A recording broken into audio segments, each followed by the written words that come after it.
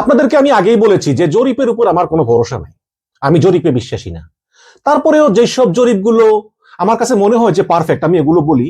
তো সেই রকম একটি জরিপ, সেই জরিপে আসলে বিএনপি এবং জামাতের ভিতরে হাড্ডাহাড্ডি লড়াইয়ের আভাস পাওয়া গিয়েছে।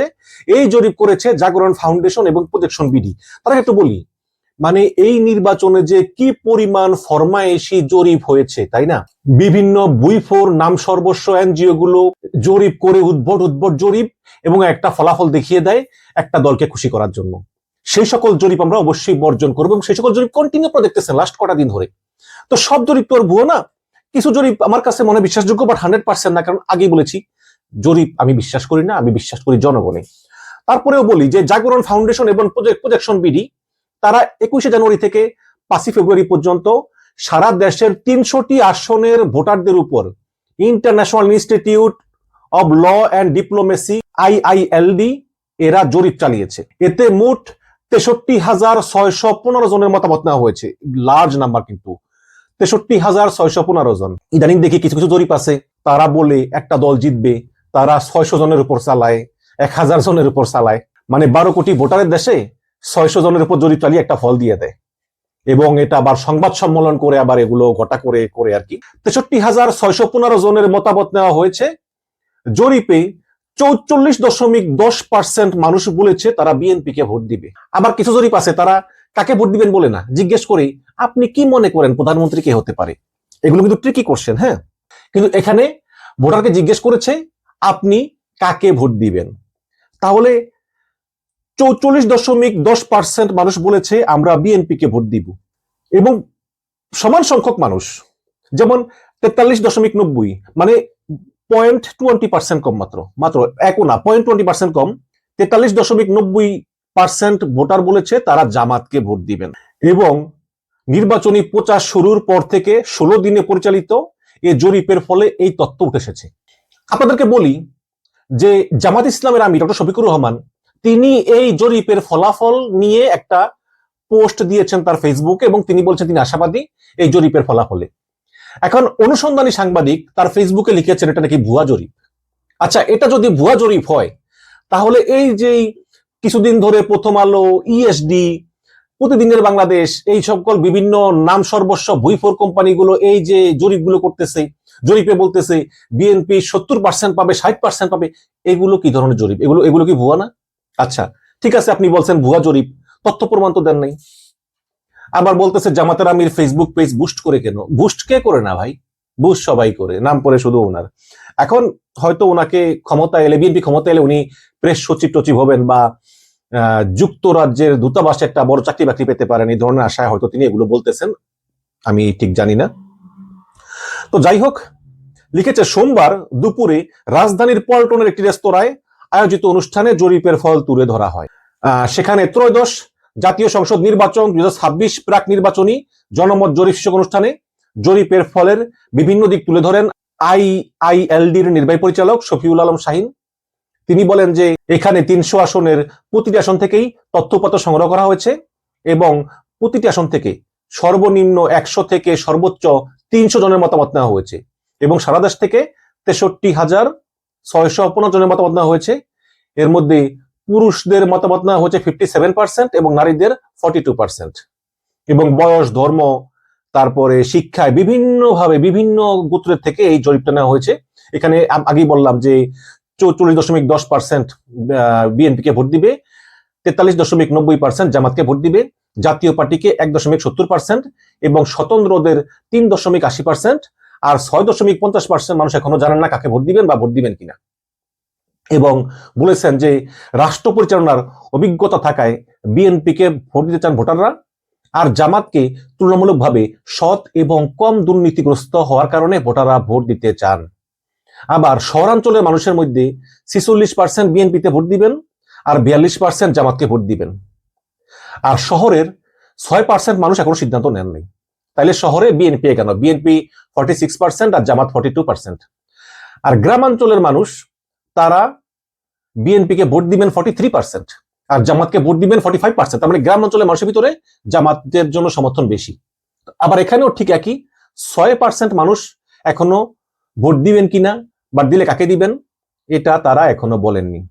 এবং আরো বলেছে যে জামাতে ইসলামী যে জোট, 11 দলের জোট, তারা 105টি আসন পেতে পারে। খেয়াল করবেন, 300-র ভিতরে 105টি আসন পেতে পারে। আর বিএনপি সমর্থিত জোট 101টি আসন পেতে পারে। হ্যাঁ, তাহলে 100, 100, 200, 206টি আসন গেল এখানে।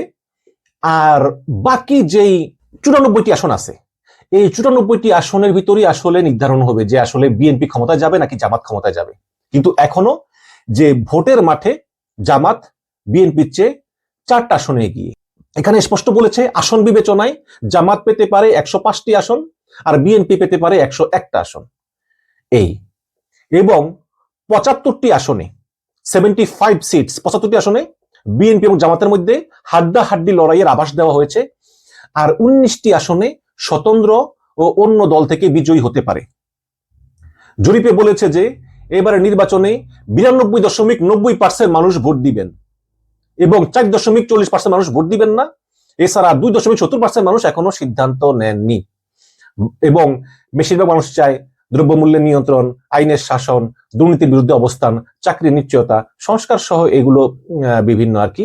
তো এটা অবশ্যই একটা বড় জরিপ, কোনো সন্দেহ নাই। এবং সেই জরিপের রেজাল্টটাও অনেক আকর্ষণীয়, যে হাড্ডাহাড্ডি লড়াই হবে। এবং দর্শক, অনেকে বললেন যে বিএনপি ক্ষমতায় আসবে। আমি তো বলি না যে বিএনপি ক্ষমতায় আসবে না, আবার আমি আসবে এটাও বলি না, সেটা জনগণ নির্ধারণ করবে ভোটের দিন। বাট এটাও বলি যে সম্প্রতি আমি এই ভারতের একজন সাংবাদিকের সঙ্গে কথা বলেছিলাম, তিনি একটু জামাত ক্ষমতায় আসতে পারে এই ভেবে তিনি উদ্বিগ্ন একটু দেখলাম আর কি। আমি বললাম যে ভাই, জামাত ক্ষমতায় তো নাও আসতে পারে, এবং বিশেষ করে না আসার সম্ভাবনাই বেশি। কারণ কি, অনেক সময় আছে ভোটের পার্সেন্টেজ বেশি হলেও কিন্তু ওই আসন ভিত্তিক আসনগুলো কম পায়। যেমন উদাহরণস্বরূপ বলা যায় যে 2001 সালে বিএনপি পেয়েছিল 200 কতটা আসন জানি, আর আওয়ামী লীগ পেয়েছিল মাত্র 60টা না 62টা আসন। আওয়ামী লীগ পেয়েছিল মাত্র 60 না জানি 62 আসন, অথচ পার্সেন্টেজ ছিল সমান সমান। বিএনপি পেয়েছে 40%, আওয়ামী লীগ পেয়েছে 40%। এখন জামাত আর বিএনপি যদি সমান সমান পার্সেন্টেজ ভোটও পায়, এমনও তো হতে পারে যে বিএনপি ক্ষমতা এসে গেল, জামাত আসবে না। তখন উনি বললেন যে দেখুন, জামাত তাদের যেই ক্ষমতা দেখিয়েছে, জামাত যদি বিরোধী দলেও যায় তাহলেও কিন্তু ভারতের জন্য চিন্তার কারণ। কারণ জামাত যদি বিরোধী দলের শক্ত অবস্থা নিয়ে বসে থাকে, তাহলে বিএনপি বা তারেক রহমান ভারত এবং আওয়ামী লীগের বিষয়ে তিনি কোনো স্বাধীন সিদ্ধান্ত নিতে পারবেন না। তার সব সময় ভয় থাকবে যে জামাত এনসিপি কি বলে কি করে, তাই না? যেহেতু ডেমোক্রেটিক কান্ট্রি, বিরোধী দলের কথা শুনতে হয়। এবং সবচেয়ে বড় কথা হচ্ছে যে একটা দল যখন ক্ষমতায় যায় তখন বাংলাদেশে কিন্তু সরকার মানেই ব্যর্থ, ইউনূস সরকারও ব্যর্থ। যে সরকারে যায় সেই ব্যর্থ হয়, কারণ এই দেশ চালানো তো সহজ না। তখন এই সরকারের ব্যর্থতা সহ বিভিন্ন বিষয়ের কারণে সরকারের জনপ্রিয়তা অলরেডি আস্তে আস্তে কমতে থাকে, এবং এটাকে বিরোধী দল পুঁজি করে তারা রাজপথে আন্দোলন করে তোলে। সুতরাং ভারতের যে চাওয়া, যে ভারতের যে অভ্যন্তরীণ সুযোগ সুবিধা, যে ভারতের জন্য যে সুযোগ সুবিধা, এবং ভারতের উত্তর পূর্বাঞ্চলে যে সিকিউরিটি ইস্যু, এবং আওয়ামী লীগকে পুনর্বাসন করা, এইগুলো আসলে ভারত মনে করতেছে তারেক রহমান ক্ষমতায় গেলেও তিনি স্বাধীনভাবে চাইলেই কতটুকু ভারত এবং আওয়ামী লীগকে পুনর্বাসনের সিদ্ধান্ত স্বাধীনভাবে নিতে পারবেন, সে বিষয়ে কিন্তু ভারত অনেক কনফিউজড। এই কারণে ভারত খুব চিন্তিত এবং দেখতেছে আসলে কি হচ্ছে, চেষ্টা করতেছে জামাতের সঙ্গে সম্পর্ক উন্নয়ন করার জন্য, বিএনপির সঙ্গে সম্পর্ক উন্নয়ন করার জন্য। বাট দেখা যাক কি হয়। এই তো নিঃসন্দেহে এই জরিপটা আসলে খুব ইন্টারেস্টিং। ওদিকে বার্তা সংস্থা রয়টার্স, সবাই আপনারা চিনেন রয়টার্স, সে রয়টার্স হেডলাইন করেছে আড়াল থেকে শীর্ষ ক্ষমতার লড়াইয়ে শফিকুর রহমান। এখানে লিখেছে, দীর্ঘদিন ধরে বাংলাদেশের রাজনীতির প্রান্তিক অবস্থানে থাকা শফিকুর রহমান এখন আলোচনার কেন্দ্রে। দাড়িওয়ালা মুখ আর সাদা পোশাকে তার ছবি ঢাকার বিভিন্ন পোস্টার এবং বিলবোর্ডে শোভা পাচ্ছে, যেখানে ভোটারদের আহ্বান জানানো হচ্ছে যে আসন্ন বৃহস্পতিবারের নির্বাচনে দেশের প্রথম ইসলামপন্থী নেতাধীন সরকার গঠনের পক্ষে ভোট দিতে। ৬৭ বছর বয়সী এই চিকিৎসক ও জামাত ইসলামী দলের আমির অল্প সময়ের মধ্যেই প্রায় অচেনা এক নাম থেকে প্রধানমন্ত্রী পদের শক্ত প্রতিদ্বন্দ্বীদের মধ্যে পরিণত হয়েছেন। দীর্ঘ কয়েক দশক ধরে মূলত ইসলামপন্থী মহলেই পরিচিত শফিকুর রহমান এখন জাতীয় রাজনীতির বড় মঞ্চে। ধারণা করা হচ্ছে জামাত নেতাধীন জোট এবারের নির্বাচনে তাদের সাবেক মিত্র এবং বর্তমান ফ্রন্ট রানার বিএনপি এর বিরুদ্ধে শক্ত প্রতিদ্বন্দ্বিতা গড়ে তুলবে। বহু প্রতীক্ষার পর আগামী 12 ফেব্রুয়ারি বাংলাদেশে হতে যাচ্ছে প্রতিদ্বন্দ্বিতাপূর্ণ জাতীয় সংসদ নির্বাচন। 2024 সালে জেন জি নেতৃত্বাধীন গণ অভ্যুত্থানে সাবেক প্রধানমন্ত্রী শেখ হাসিনার পতনের পর দেশের প্রথম নির্বাচন এটি। বাংলাদেশের প্রায় 17,50,00,000 মানুষের মধ্যে আনুমানিক 91% মুসলিম, যা এই দেশকে বিশ্বের বৃহত্তম মুসলিম সংখ্যাগরিষ্ঠ রাষ্ট্রগুলোর মধ্যে একটি করে তুলেছে। ইসলাম রাষ্ট্রধর্ম হলেও দেশের সংবিধানে ধর্মনিরপেক্ষতার কথা উল্লেখ করা হয়েছে। জনমত জরিপগুলো ইঙ্গিত দিচ্ছে যে এক সময় নিষিদ্ধ থাকা এবং 71 সালের মুক্তিযুদ্ধে বিরোধিতাকারী হিসাবে অভিযুক্ত জামাতে ইসলামী এবার তাদের ইতিহাসে সবচেয়ে শক্তিশালী ফলাফলের দিকে এগোচ্ছে, এবং এই সম্ভাবনা মধ্যপন্থী ও সংখ্যালঘু জনগোষ্ঠীর মধ্যে উদ্বেগ তৈরি করতে পারে বলে মনে করা হচ্ছে। এটা রয়টার্সের কথা। সংখ্যালঘুরা মোটেই উদ্বিগ্ন না। হাসিনা শাসনামলে ইসলামপন্থী দলগুলোর বিরুদ্ধে কঠোর অভিযান চালানো হয় এবং কারাবন্দী করা হয় শীর্ষ জামাত নেতাদের। 71 সালে যুদ্ধপরাধের দায়ে কয়েকজনকে মৃত্যুদণ্ডে দণ্ডিত করা হয় এবং দলটিকে নিষিদ্ধ করে কার্যত পাঠানো হয় আন্ডারগ্রাউন্ডে। শফিকুর রহমান নিজেও 2022 সালে নিষিদ্ধ একটি সন্ত্রাসী সংগঠনের সদস্যদের সহায়তা করার অভিযোগে গ্রেপ্তার হন এবং 15 মাস তিনি কারাভোগ করেন। 24 সালের গণঅভ্যুত্থানে হাসিনা পালিয়ে যাওয়ার পরই জামাত এবং শফিকুর রহমানের ভাগ্য বদলে যায়। ওই বছরের আগস্টে হাসিনা ভারতে পালিয়ে যাওয়ার কয়েকদিনের মধ্যেই নোবেল বিজয়ী মোহাম্মদ ইউনূসের নেতৃত্বাধীন অন্তর্বর্তীকালীন সরকার জামাতের উপর থেকে আরোপিত বিধিনিষেধ তুলে নেয় এবং 25 সালে আদালত দলটির উপর থেকে নিষেধাজ্ঞা তুলে নেয়। ফলে দীর্ঘদিন গোপনে বৈঠক করা দলটি আবার প্রকাশ্য রাজনীতিতে ফিরে আসে। এরপর দ্রুত সংগঠিত হয় জামায়াত। তারা দাতব্য কার্যক্রম, বন্যা ত্রাণ সহায়তা শুরু করে এবং সাদা দাড়ি এবং সম্পূর্ণ সাদা পোশাকে শফিকুর রহমান এসব কর্মকাণ্ডের মাধ্যমে অত্যন্ত দৃশ্যমান চরিত্রে আবির্ভূত হন এবং ডিসেম্বরে রয়টার্সকে দেওয়া ইন্টারভিউতে বলেন যে আমরা আমাদের আওয়াজ তোলার চেষ্টা করতেছি, কিন্তু বারবার তা দমন করা হয়েছে। কিন্তু এবার গণঅভ্যুত্থানের পর আমরা আবারও সামনে আসার সুযোগ পেয়েছি। তো মৌলভীবাজার জেলায় জন্ম নেওয়া শফিকুর রহমানের রাজনৈতিক জীবন শুরু হয় একটি বামপন্থী ছাত্র সংগঠনে। পরে তিনি জামাতের ছাত্র সংগঠন ইসলামী ছাত্র শিবিরে যোগ দেন এবং 1984 সালে আনুষ্ঠানিকভাবে জামাত ইসলামে যোগ দিয়ে তিনি 96, 2001 এবং 2018 সাল নির্বাচনে অংশ নিলেও একটাতেও জয়ী হতে পারেননি। পরে 2020 সালে তিনি জামাতের আমির নির্বাচিত হন। তার স্ত্রী আমিনা বেগম 18 সালে এমপি ছিলেন এবং তিনি নিজে একজন চিকিৎসক। তার 2 মেয়ে 1 ছেলে, তারাও ডাক্তারি পেশায় যুক্ত। শফিকুর রহমান যে ছেলে ডাক্তারি পেশায় যুক্ত, তাকে কিন্তু শেখ হাসিনা জঙ্গি তকমা দিয়ে কারাগারে পাঠিয়েছিল। হ্যাঁ, এগুলো মিথ্যা, যদিও বিএনপি এগুলো নিয়ে অপপ্রচার চালায়। এবং শফিকুর রহমান উত্তর পূর্বাঞ্চলীয় সিলেট জেলার একটি পারিবারিক মালিকানাধীন হসপিটালের চেয়ারম্যান। ঢাকায় অনেকেই বলেন যে শেখ হাসিনার আমলে শফিকুর রহমানের নাম তারা খুব একটা জানতেন না। এটি তার প্রধান প্রতিদ্বন্দ্বী এবং বিএনপি নেতা তারেক রহমানের সঙ্গে একটা বড় পার্থক্য। সাবেক প্রধানমন্ত্রী খালেদা জিয়া এবং সাবেক রাষ্ট্রপতি জিয়াউর রহমানের ছেলে তারেক রহমান বর্তমানে শীর্ষ পদে লড়াই করছেন এবং উল্লেখযোগ্যভাবে এই শফিকুর রহমান এবং তারেক রহমানের মধ্যে কোনো আত্মীয়তার সম্পর্ক নেই।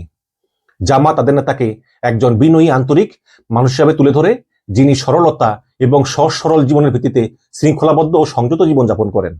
যাই হোক, এরকম অনেক একটা বড় প্রতিবেদন, পুরোটা আসলে শোনার ধৈর্য হয়তো আপনাদের নাই। মানে গণঅভ্যুত্থানের পরে কিভাবে জামাত সংগঠিত হতে হতে এ পর্যন্ত এসেছে, এই হলো গিয়ে কথা।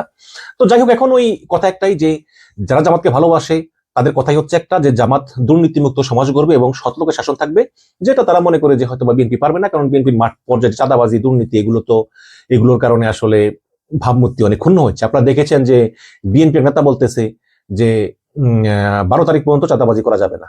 এবং গতকালকের একটা ঘটনা, যে মুন্সি হাসনাত আব্দুল্লাহর আসনে যে মুন্সি বিএনপির ক্যান্ডিডেট ছিল ধানের শীষের, পরে ঋণখেলাপি হওয়ার কারণে আদালত তার মনোনয়ন অবৈধ ঘোষণা করেছে।